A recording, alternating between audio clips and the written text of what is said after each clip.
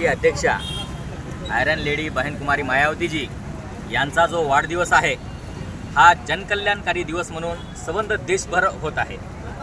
बहिणजीचा वाढदिवस देशामध्येच नसून तर सकाळी एक लंडनची सुद्धा पोस्ट आली, त्यामध्ये बहिणजीचा वाढदिवस म्हणजे परदेशामध्ये सुद्धा होत आहे। म्हणजे बहुजनामध्ये, ह्या देशातल्या बहुजनामध्ये इतकं खुशीची लहर आहे की येणाऱ्या काळामध्ये बहिणजी आणि जे महापुरुषाचं जे स्वप्न आहे ते ह्या देशामध्ये बहिणजी हे करू शकतात। हे अशी तमाम देशामधल्या बहुजनामध्ये लहर असल्यामुळे बहिणजीचा वाढदिवस हे दरवर्षीच फार मोठ्याने उत्साहामध्ये केला जातो आणि त्याचाच भाग म्हणून आम्ही नांदेड जिल्ह्यामध्ये सुद्धा बहिणजीचा वाढदिवस हा फार मोठ्या उत्सवामध्ये ह्या ठिकाणी साजरा करण्यात आला। आणि दुसरी गोष्ट, बहिणजीचा वाढदिवस म्हणजे आम्ही सर्वांचं इथं तोंड गोड म्हणून इथं ह्या ठिकाणी मिठाई म्हणजे लड्डू वाटप करण्यात मध्ये ह्या ठिकाणी आलेला आहे। आणि त्याचाच भाग दुसरा, बहिणजी ह्या देशामध्ये सकाळीच बहिणजीने सांगितलेलं आहे की ह्या देशातल्या जे दिल्ली विधानसभेच्या निवडणुका आहेत ते बहिणजी सोहळ्यावर लढणार आहेत। तत्वतच ह्या नांदेड, ह्या महाराष्ट्रामध्ये जे जिल्हा परिषद, पंचायत समिती, नगर परिषदा हे जे निवडणुका होणार आहेत हे सुद्धा बहुजन समाज पार्टी सोहळ्यावरच लढणार आहे। आणि नांदेड जिल्ह्यामध्ये जे काही बहुजन समाज पार्टीच्या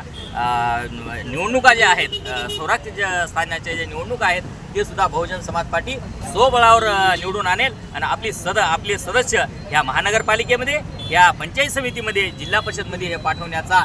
म्हणजे संकल्प आज बहिणजीच्या वाढदिवसानिमित्त आज रोजी ह्या ठिकाणी जमलेल्या सर्वच जिल्ह्यातील कार्यकर्ते, आमचे ह्या ठिकाणी प्रदेश उपाध्यक्ष माननीय संतोषजी शिंदे साहेब, मनसोडे साहेब, विठ्ठलजी घोडके साहेब, LB इंगळे सर, संतोषजी आपलं सुनीलजी डोंगरे साहेब आणि ह्या कार्यक्रमासाठी ज्यांनी परिश्रम घेतलेला आहे असे विजयजी गच्चे, बाळू प्रदीप कसबे, सुरेशजी जोंधळे, जय गुंडे अशा बरेच धम्माजी गच्चे अशा कार्यकर्त्यांनी ह्या कार्यक्रमासाठी परिश्रम घेऊन आजचा जो बहिणजीचा जो वाढदिवसाचा जो कार्यक्रम आहे तो अति हर्ष उल्हासामध्ये या ठिकाणी आम्ही साजरा केला। मागील काळापासून अनेक बहुजन समाजावर अन्याय अत्याचाराच्या घटना दिवसेंदिवस वाढतच आहे। याच अनुषंगाने जे परभणीला एक प्रकरण झालं त्यामध्ये आपल्या पक्षाच्या वतीने आणि आपल्या पार्टीच्या वतीने काय भूमिका घेतली? मला मीडियाला माहीत पडलं या नाही पडलं मला माहीत नाही, पण ह्या देशाचं जे सर्वोच्च उच्च सदन जे आहे त्या सदनमध्ये आमचा बहुजन समाज पार्टीचा राज्यसभेचे जे खासदार आहेत सन्माननीय रामजी गौतम साहेब यांनी